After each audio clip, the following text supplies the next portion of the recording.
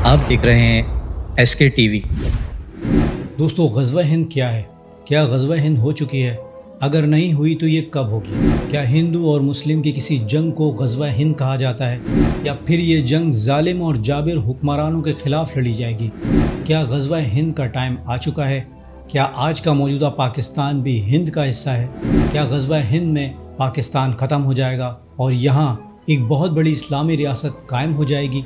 इन तमाम तर सवालों के जवाब आज की इस वीडियो में जानने की कोशिश करेंगे। और दोस्तों, आपसे छोटी सी एक रिक्वेस्ट है, अगर आपको वीडियो मेरी अच्छी लगे तो इसको लाइक कीजिए और इसको शेयर भी कीजिए। और अगर आपने मेरे इस चैनल को सब्सक्राइब नहीं किया तो प्लीज़ सब्सक्राइब भी कर लीजिएगा, क्योंकि मुझे आप दोस्तों की सपोर्ट की बहुत ज़रूरत है।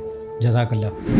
दोस्तों, ग़ज़वा हिंद के बारे में मैं अपनी नाकिस अकल के मुताबिक जो अब तक समझ पाया हूँ, ग़ज़वा हिंद हिंदुओं और मुसलमानों के दरमियान किसी खूनी जंग का नाम नहीं। ग़ज़वा हिंद दरअसल जुल्म और जबर के ख़िलाफ़ होगी, और यहाँ हिंद में, जिसमें पाकिस्तान भी शामिल है, यहाँ के जालिम और जाबिर हुक्मरानों के ख़िलाफ़ होगी। क्योंकि जब जुल्म हद से बढ़ता है तो वो अपने जुल्म की वजह से ही एक दिन फना हो जाता है, और तारीख़ इससे भरी पड़ी है, चाहे फिर वो दौरे फ़िरौनी हो या फिर आज के ज़माने का कोई हिटलर। आज तो दुनिया भर के हुकूमती ऐवानों में मुख्तलिफ चेहरों में फ़िरौन ही फ़िरौन नज़र आते हैं, जिन्होंने अपने जुल्म की वजह से दुनिया में आग लगा रखी है। जबकि ग़ज़वा हिंद के मुतालिक हदीस मुबारका में इरशाद फरमाया गया है कि मुसलमानों की फ़ौज हिंद के हुक्मरानों से तसादुम करेगी और उसके हुक्मरानों को जंजीरों में जकड़ कर लाएगी। फिर वो फ़ौज शाम जाएगी और हज़रत ईसा अलैहिस्सलाम की फ़ौज से जा मिलेगी। अब दोस्तों, इस हदीस मुबारका में हमें वक्त भी बता दिया गया है कि वो फ़ौज हज़रत ईसा अलैहिस्सलाम की फ़ौज के साथ शाम में जाकर मिलेगी। जो लोग ये कहते हैं कि ग़ज़वा हिंद हो चुकी है, इस बात से उनकी नफ़ी हो जाती है, क्योंकि ग़ज़वा हिंद भी कुर्बे क़यामत में यानी एंड ऑफ टाइम में होगी।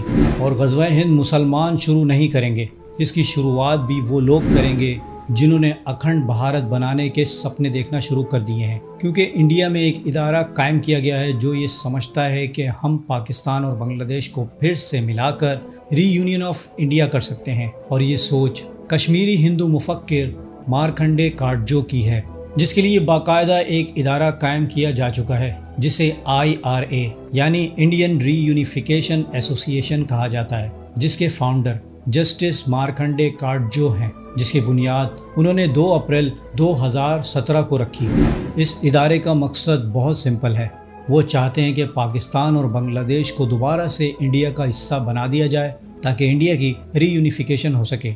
अब दोस्तों, IRA का मकसद और नीयत बहुत नेक है, क्योंकि रीयूनिफिकेशन के तहत बनने वाली हुकूमत की जो भी शक्ल होगी उसे सेकुलर होना चाहिए। मसलन रियासत में मजहबी हम आहंगी ज़रूरी होना चाहिए और किसी एक मजहबी गिरोह की हिमायत नहीं करना चाहिए। दोस्तों, यहाँ मैं आपको ये बात याद दिला दूँ कि जब 1947 में हिंदुस्तान और पाकिस्तान अलग हुए तो ये 2 कौमी नज़रियों के तहत अलग हुए थे, जो कि आज इंडिया में हमें साफ दिखाई देता है कि जब वहाँ मुसलमानों के साथ जुल्म व ज़्यादती होती है और उनके साथ अच्छा सलूक नहीं किया जाता। और इन सब की वजह इंडिया में पिछले 10 सालों से मोदी की हुकूमत है, जिसकी पॉलिसी से इंडिया खुद अंदर से कमज़ोर हो गया है। और बीजेपी के जनरल सेक्रेटरी राम माधव कहते हैं कि अब भी RSS ये यकीन रखती है कि एक दिन वो हिस्से जो हमसे अलग हो गए थे वो खैर सगाली के जरिए दोबारा आएंगे और इंडिया के साथ मिलकर अखंड भारत बन जाएंगे। The RSS still believes that one day these parts which have for historical reasons separated only 60 years ago will again through popular goodwill come together and Akhand Bharat will be created। अब दोस्तों, IRA की तरह अखंड भारत की बात होती तो समझ में आती, मगर बीजेपी और RSS इससे एक कदम आगे बढ़ चुके हैं और वो इसे अखंड हिंदुत्वा देश बनाना चाहते हैं, जिसे वो हिंदू राष्ट्र कहते हैं। भारत को भारत रहना है तो भारत को स्व का अवलंबन करना पड़ेगा, हिंदू रहना ही पड़ेगा। और हिंदू को हिंदू रहना है तो भारत को एकात्म और अखंड बनना ही पड़ेगा। क्योंकि बीजेपी या हिंदुत्व एक्सट्रीमिस्ट की हमेशा से ये पॉलिसी रही है कि मुसलमान और पाकिस्तान से हिंदुओं को डराते रहें और नफरत फैलाते रहें। और बीजेपी और उसके इत्तेहादी इलेक्शन सिर्फ जीतते ही यूं हैं कि वो मुसलमानों और पाकिस्तान के खिलाफ जहर घोल घोल कर वहाँ के पुरअमन और पीसफुल हिंदुओं को भी एक्सट्रीमिस्ट बना रहे हैं। What does the third Modi term mean for India's Muslims? गोली इसके यूँ लगी थी कि ये सिर पे है, आपको वैसे आंसू निकले उसके बस। आवाज़ नहीं निकली। Political violence against India's largest religious minority during voting and the months leading up to it has many worried about their future. 20 से 25 लाठियाँ पड़ी हुई हैं मेरे।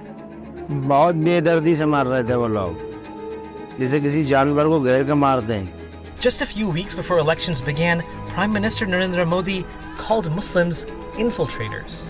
और पहले जब उनकी सरकार थी उन्होंने कहा था कि देश की संपत्ति पर पहला अधिकार मुसलमानों का है।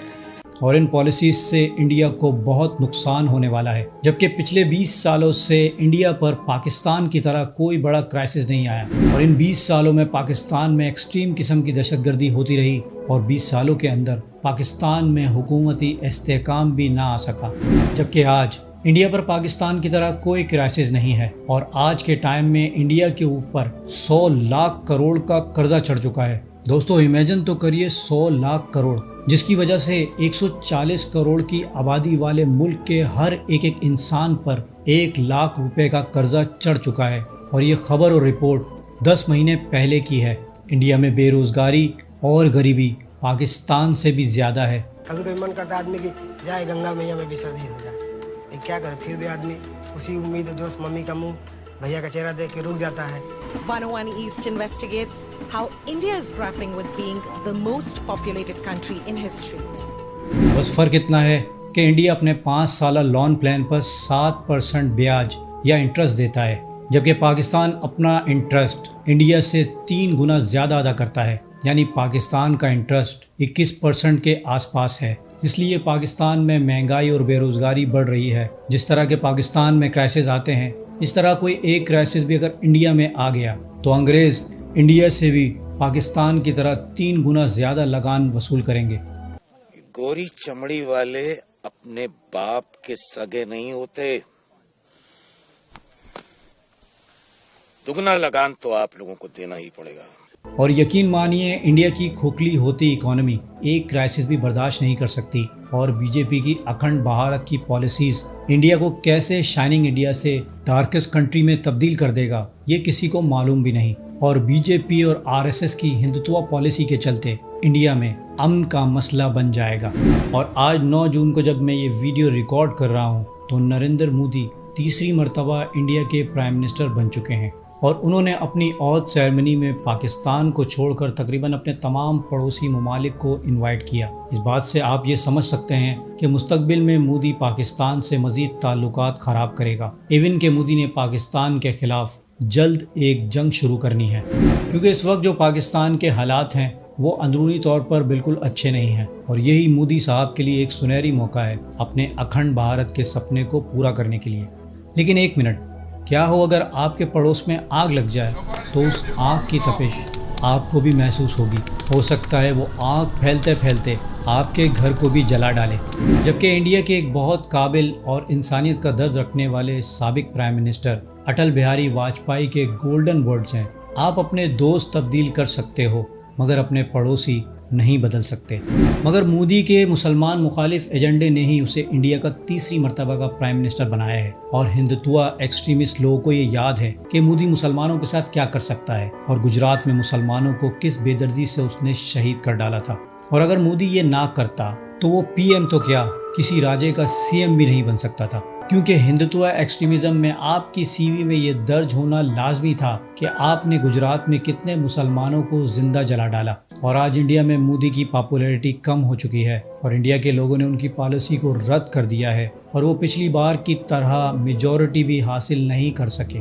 और इस हार का बदला लेने के लिए उन्होंने धमकी भी लगा दी है और वो भरे बैठे हैं। और इसकी शुरुआत उन्होंने पाकिस्तान से ही करनी है, जो कि किसी जंग की सूरत में शुरू की जाएगी। दोस्तों, जैसा कि मैंने वीडियो के शुरू में कहा था कि मुसलमान ग़ज़वा हिंद शुरू नहीं करेंगे, ये हिंदुत्व एक्सट्रीमिस्ट अखंड भारत का नारा लगाकर मुसलमानों के खिलाफ शुरू करेंगे। कुछ लोग इसे ग़ज़वा हिंद नहीं, इसे इंडिया की जंग कहेंगे। बट ये ही वो वक्त होगा जब एक नाअहल अपनी हुकूमत को बचाने के लिए इंतहा पसंदी पर उतर आएगा और सिर्फ मुसलमानों के खिलाफ तमाम जुल्म व ज़्यादती शुरू कर देगा। और जब मुसलमान अपने दिफा और हक के लिए उठ खड़े होंगे और उन्हें अबू हुरैरा रज़ी अल्लाह ताला अन्हु की रिवायत याद आएगी तो बस यही वो वक्त होगा जब गज़वा हिंद शुरू हो जाएगी।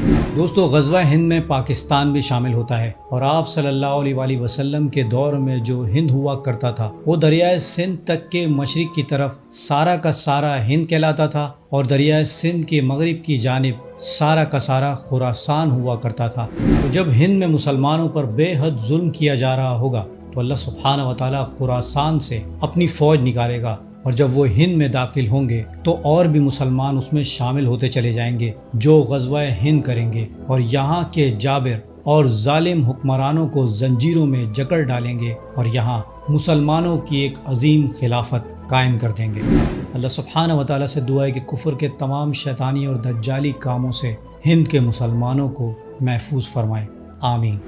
दोस्तों, उम्मीद करता हूँ मेरी वीडियो से आपकी मालूमात में इजाफा होगा और कुछ नया जानने को मिला होगा। अगर मेरी वीडियो आपको अच्छी लगी है तो मेरी वीडियो को लाइक करें, मेरे चैनल को सब्सक्राइब कर लीजिए और बेल आइकन पर भी क्लिक कर दें और इस वीडियो को अपने दोस्तों के साथ ज़्यादा से ज़्यादा शेयर भी कीजिएगा। अब मैं मिलूँगा आपको एक ऐसी ही इन्फॉर्मेटिव वीडियो के साथ, तब तक के लिए अल्लाह हाफिज़।